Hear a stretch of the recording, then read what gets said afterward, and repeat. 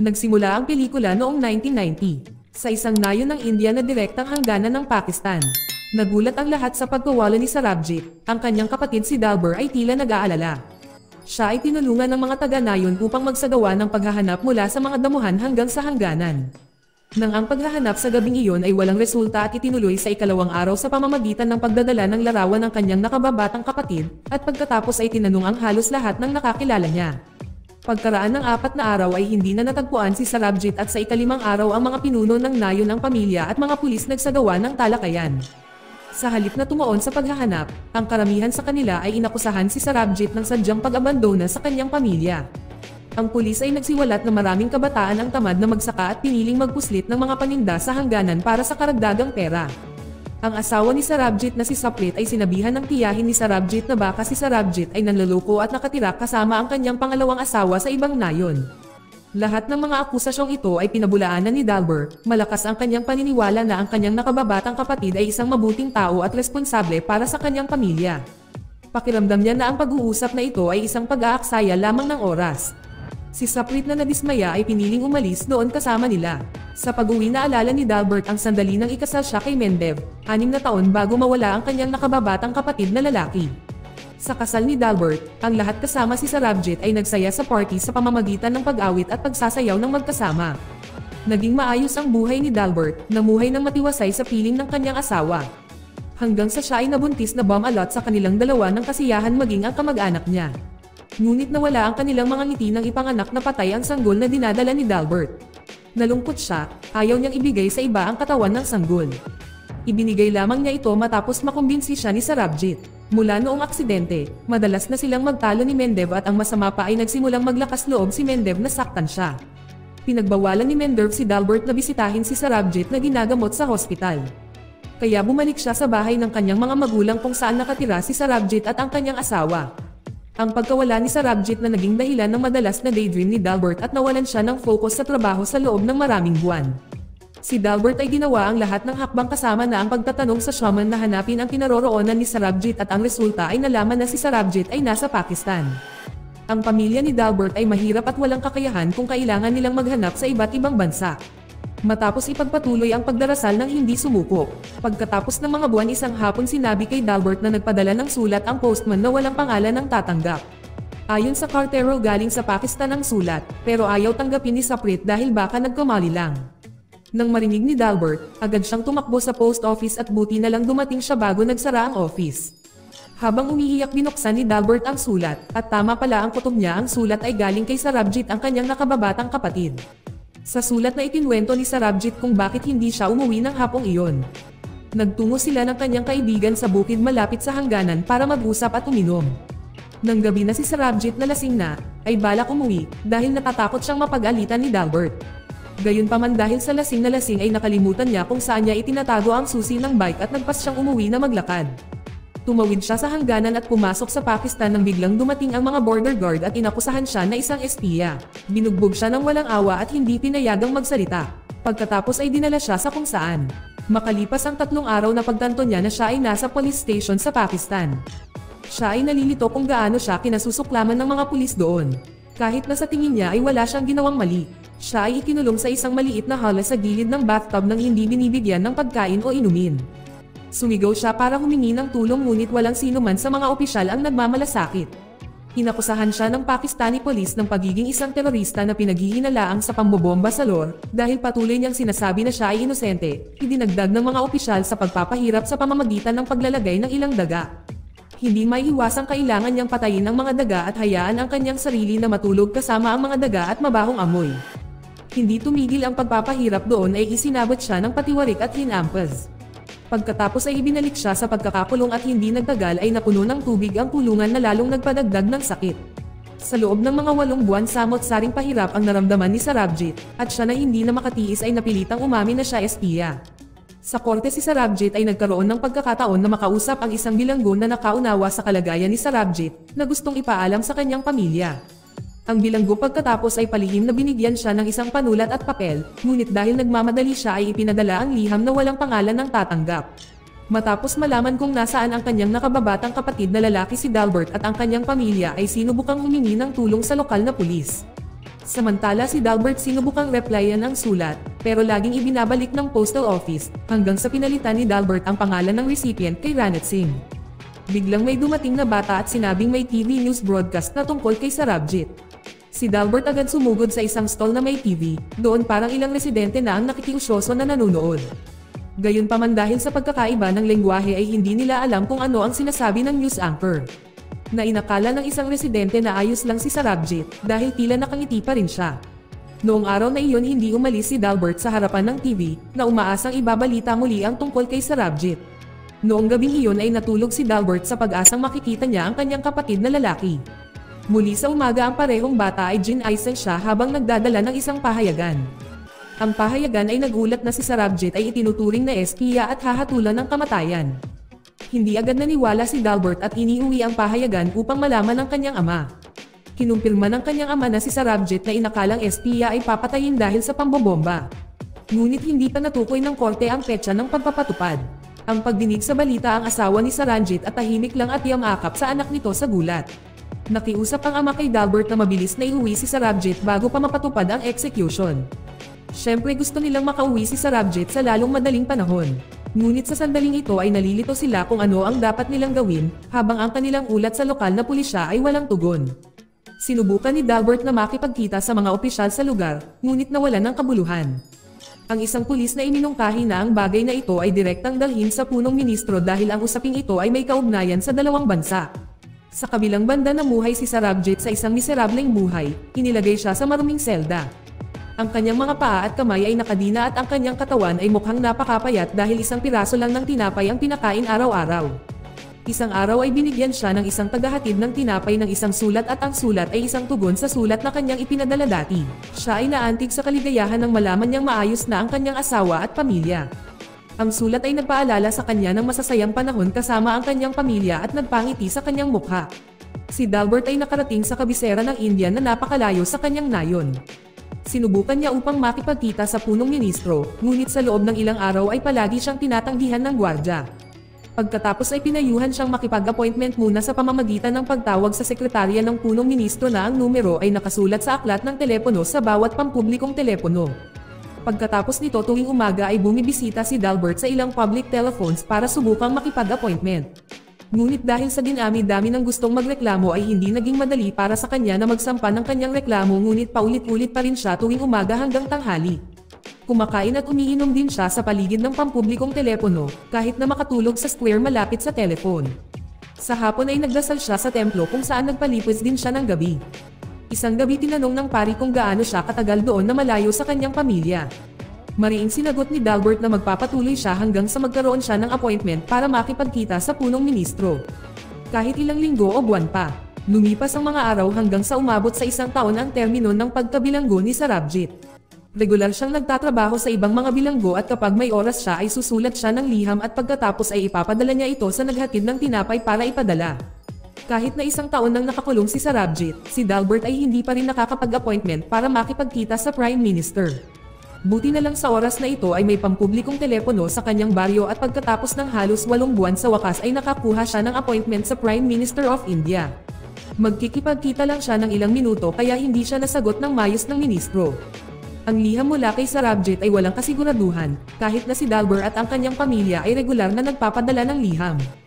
Ang lahat ay nakasalalay sa kagustuhan ng warden na ibigay ito sa kanya o hindi. Isang araw nakatanggap si Sarabjit ng liham mula kay Dalbert na nagsasabi na ang kanyang maliit na anak na babae ay binigyan ng pangalang Poonam. Sa lalong madaling panahon pagkatapos matanggap ang liham na iyon ay inilipat si Sarabjit sa isang nakahiwalay na selda na walang bintana o bentilasyon ng hangin. Patuloy na nagsusulat ng mga liham, sa kanyang liham sinabi ni Dalbert na ang dalawang anak na babae ni Sarabjit ay malaki na at pumasok na sa paaralan. Sinabi rin ni Dalbert na ang India-Pakistan border ay nabakuran upang walang sino man ang makadaan dito. Si Dalbert ay inisip kung ginawa ang bakod 3 taon na ang nakararaan wala si Sarabjit sa kulungan. Ang kanilang ama ay nalagutan ng hininga. Noong 1998 uminit ang relasyon sa pagitan ng India at Pakistan bunsod ng mga pagsubok na nuclear na isinagawa ng India. Pagkatapos ay tumugon sa pamamagitan ng nuclear tests na isagawa ng Pakistan. Noong 1999 nang sumiklab ang digmaan sa pagitan ng dalawang bansa. Noong 2001 nakatanggap si Sarabjit ng isang sorpresa na dumating ang dalawang gwardya ng bilangguan at binigyan siya ng pabango. Noong una akala niya ay itinakda na ang petsa ng kanyang pagbitay. Ngunit noong araw na iyon sinabi ng mga prison guard na ang pinuno ng bilangguan ay mabait at magbibigay ng isang kahilingan. Dahil hindi siya nakakatanggap ng mga sulat mula sa kanyang pamilya sa nakalipas na 3 taon. Hiniling niya sa kanyang pamilya mapadalhan ng litrato niya noong kakapasok pa lang niya sa kulungan. Noong 2002 nagkaroon ng Terrorist Act sa Pakistan at pinaghihinala ang India ng salarin. At sa parehong oras nagkaroon ng bagong Prime Minister ang India at nakita ito ni Dalbert bilang pagkakataon para magtanong para sa tulong. Determinado siyang lumagpas sa mga barikada ng pulisya upang lapitan ang bagong punong ministro. Ngunit nabigo ang kanyang mga pagsisikap sa halip ay isinumpa siya. Dahil ang kanyang nakababatang kapatid ay itinuturing na isang terorista na nagpahiya sa India. Si Dalbert ay nagsimula ng isang welga sa isang kalsada sa kanyang nayon, nakaupo sa gitna ng kalsada habang may bitbit na litrato ni Sarabjit at isinusulat na hindi terorista ang kanyang nakababatang kapatid. Ginawa niya ito ng mag-isa, sa unang araw at sinamahan siya ng asawa ni Sarabjit at kanyang anak. Ito ay nagpasimpatya sa mga tao at sa 7 araw ang kalsada ay puno ng mga tao na sumuporta kay Sarabjit na palayain. Ang mga pulis nagsimulang nahihirapang i-regulate ang mga kondisyon ng mga kalye doon at sa lokal na balitang Indian ay nagsimulang mag-cover sa pangyayaring ito. Noong ika-7 araw ang kwento ni Sarabjit na maling pag-aresto ay agad na kumalat sa India. Pagkatapos ay dumating ang isang mamamahayag at iniugnay si Dalbert sa mga human rights volunteer mula sa Canada na nangakong bibisitahin si Sarabjit sa kulungan. Ang viral na kaso ng maling pag-aresto kay Sarabjit ay nagpabukas ng mga mata ng mundo. Ang mga awtoridad sa bilangguan ay nagmamadaling inayos ang selda kung saan nakakulong si Sarabjit. Ang pinuno ng bilangguan nais hindi malaman ng mundo na si Sarabjit ay pinigil at tinatratong parang hayop. Sa araw na iyon ang mga butas ng hangin na dati ay sarado ay binuksan. Ang mga paa at kamay ni Sarabjit pinakawalan at binigyan din siya ng masarap na pagkain na sinasabing nagmula ito sa kanyang pamilya. Ang presidente ng Pakistan ay gumawa ng aksyon upang palayain ang isang biktima sa maling pag-aresto. Tumagal siya ng 34 years sa kulungan, at ang kanyang pagpapalaya ay upang palakasin ang kapayapaan sa pagitan ng India at Pakistan. Ang Pangulo ay nangako na mag-iimbestiga sa iba pang mga kaso ng maling pag-aresto kabilang ang kaso ni Sarabjit. Ngunit ng kapanayaman si Sarabjit ay sadyang sinabi na siya ay talagang isang Indian na especially iya. Ang pahayag na ito ay ginawa ang sitwasyon sa Pakistan kritikal. Ang iba't ibang bahagi ng lipunan ay nagtungo sa mga lansangan upang magpakita ng laban sa gobyerno na nagbigay ng kapatawaran sa maling tao. Ang mga biktima ng pambobomba sa Lahore ay humingi din ng hustisya upang si Sarabjit mabitay sa lalong madaling panahon. Ang pakikibaka ni Dalbert at ang kanyang pamilya ay maaaring maging matagumpay kung hindi lumabas si Sarabjit sa media at nagbigay ng pahayag na ikinagalit ng lahat ng Pakistan. Noong 2008 nang isara ng Pangulo ng Pakistan ang lahat ng pagkakataong palayain si Sarabjit. Ang Pangulo ay nagpasya pa nga na si Sarabjit na nakakulong sa loob ng 18 taon ay papatayin noong ika-1 ng Mayo taong 2008. Saglit na nasiraan ng loob si Dalbert at ang kanyang pamilya. Ngunit nabawi niya ang kanyang sarili upang lumaban. Siya ay nag-coordinate ng isang demonstrasyon na nagresulta sa kanya at sa kanyang pamilya na tinulungan ng gobyerno ng India upang makakuha ng visa. Minsang nag-apply ng visa 3 taon matapos malaman na nasa Pakistan si Sarabjit. Ngunit hindi pinansin ng gobyerno ng India. Sa pagkakataong ito matapos nilang malaman na si Sarabjit ay hahatulan ng kamatayan. Ang aplikasyon ng visa ay tinanggap at binigyan sila ng 8 araw upang manatili. Sumama din ang dating asawa ni Mendev at Dalbert upang samahan ang mga anak ni Sarabjit na makipagkita sa kanilang ama.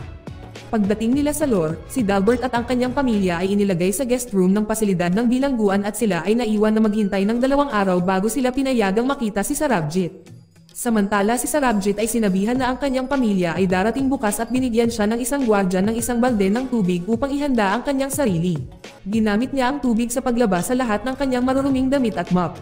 Ang itim na sahig na tinitirhan niya sa loob ng mga dekada. Sinubukan niyang i-welcome ang kanyang pamilya sa abot ng kanyang makakaya. Nakiusap din siya na payagan siyang magtimpla ng tsaa para sa kanyang pamilya. Ang sandaling 18 taon niyang hinihintay ay dumating na. Ang asawa ay pinipigilan ang kanyang mga luha sa abot ng kanyang makakaya, ganon din si Dalbert. Nabigla sila sa kalagayan ni Sarabjit, hindi na napigilan ng lahat ang kanilang mga luha. Nang marinig nila ang sinabi ni Sarabjit na ayos lang siya kahit na ang kanyang kalagayan ay labis. Hindi sila gaanong nag-usap bukod sa magtanong kung paano niya ginagawa at ipinahayag na pareho silang nangungulila sa isa't isa. Sa kanyang napakasamang kalagayan sinubukan ni Sarabjit na ipakita na malakas siya. Dahil ayaw niyang makitang mahinang ama sa paningin ng kanyang 2 anak na babae na halos hindi niya nakilala.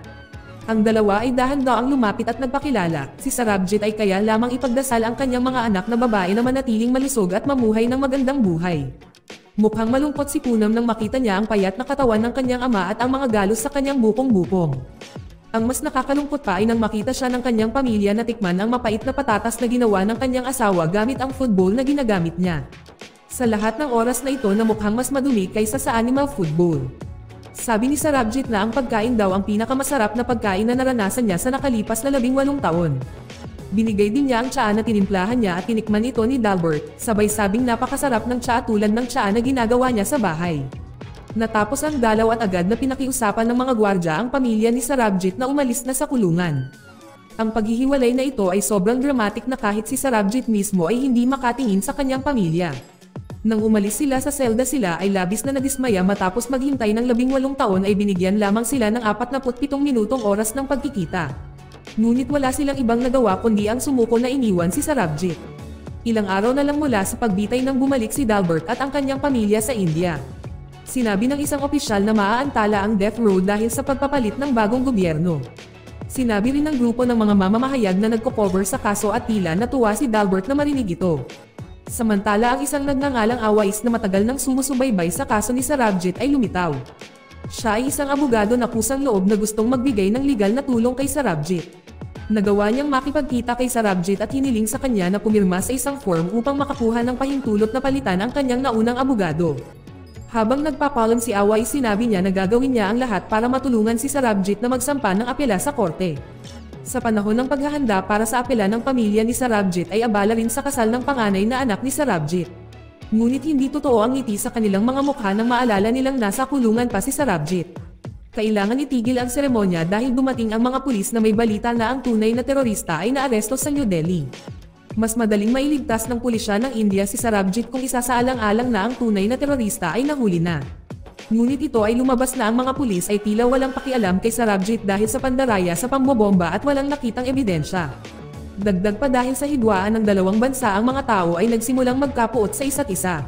Ngunit kahit na hindi pa malaya si Sarabjit ay inamin ng kulungan ng Pakistan na hindi ang terorista ang kanilang hinuli kundi si Sarabjit. Nang hindi man lang nakaranas ng trial sa apela ni Awais at mga pagsisikap ni Dalbert ay walang kabuluhan dahil ang Pakistani na may kagagawa ng pamamaril sa Mumbai ay hinatulan ng kamatayan. Si Awais ay talagang nanghinayang sa desisyon ng gobyerno ng India dahil naapektuhan din nito ang kaso ni Sarabjit. Naging mahirap ang apela at maging ang pagbisita ng pamilya ni Dalbert ay tinanggihan sa pagbisita. At tanging si Dalbert ang binigyan ng permiso. Noong 2011 dumalaw si Dalbert kay Sarabjit. Sa pagkakataong ito ay mukhang bigo si Sarabjit dahil namuhay siya sa loob ng bilangguan. Sa pagkakataong ito nilabas niya lahat ng pinipigilan niyang emosyon, halos mabaliw na siya. Dahil pretuhin siyang parang hayop sa loob ng 21 taon niyang pagkakakulong. 11 beses lang siyang naligo. Sa Pakistan madalas pumunta si Dalbert sa conference at sa oras na binigyan siya ng isang mapang-uyam na tanong sa gitna ng press conference, sinubukan ni Dalbert na pakalmayan ang sitwasyon. Sinabi niya na nakakaawa kung ang dalawang bansa ay nakikita lamang ang mga mali at kanilang pagkakaiba. Dahil sila ay dalawang bansang konektado sa parehong lupain at magiging mas mabuti kung babalik ang lahat bilang mga tao na magkakatabi at iginagalang ang isa't isa.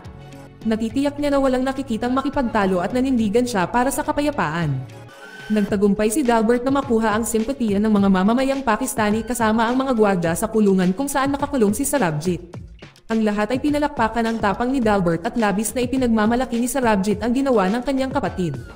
Kaya naman tinanggap ni Sarabjit ang kanyang sitwasyon at gusto niyang tulungan si Dalbert na kasalukuyang nasa spotlight. At tulungan ang ibang preso na kapareho niyang kapalaran. Ngunit hindi sumang-ayon si Dalbert na naramdaman niya na walang kabuluhan ang lahat ng ginawa niya doon. Dahil kahit sa sandaling ito ay hindi napigilan ng simpatiya ng mga residente na makalaya si Sarabjit. Pinigilan niya ang pag-iyak ng kanyang kapatid na babae at sinabi na salamat sa kanya.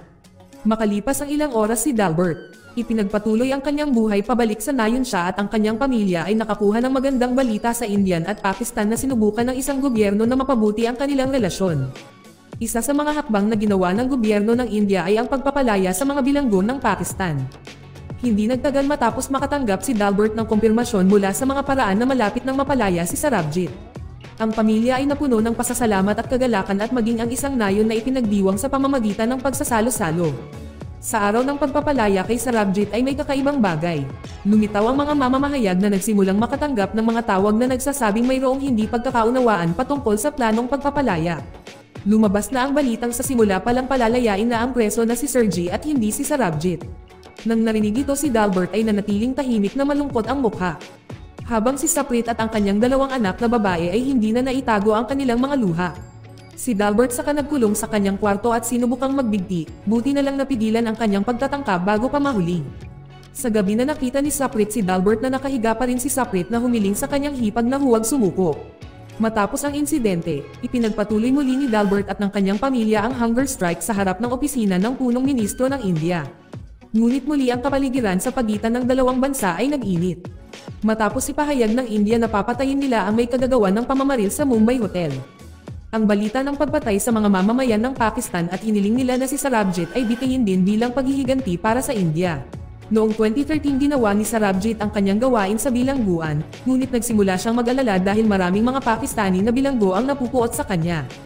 Noong ika-26 ng Abril nakasakay si Awais sa isang motor kasama ang kanyang anak. Nabangga at binugbog siya ng mga armadong tao at pagkatapos ay dinala sa isang lugar. Mamaya ng gabing iyon ay ibinaba ng isang gwardya ang susi ng selda sa harap ng selda ng bilanggo at ang susi na iyon ay ginamit ng ilang Pakistani na bilanggo upang makalabas sa kanilang selda at pumunta sa silid ni Sarabjit upang bugbugin. At saksak at laslasin ang katawan ni Sarabjit ng maraming beses, hanggang sa siya ay bumagsak ng walang magawa. Walang nakakaalam kung sino ang gumawa ng pagpatay. Gayunpaman ang tiyak ay pagkatapos nilang magtagumpay ay agad na pinalaya at pinayagang makauwi si Dalbert at ang kanyang pamilya. Agad na umalis papuntang Pakistan patungo sa hospital kung saan ginagamot si Sarabjit. Labis silang nalungkot nang makita ang kalagayan ni Sarabjit na nakoma.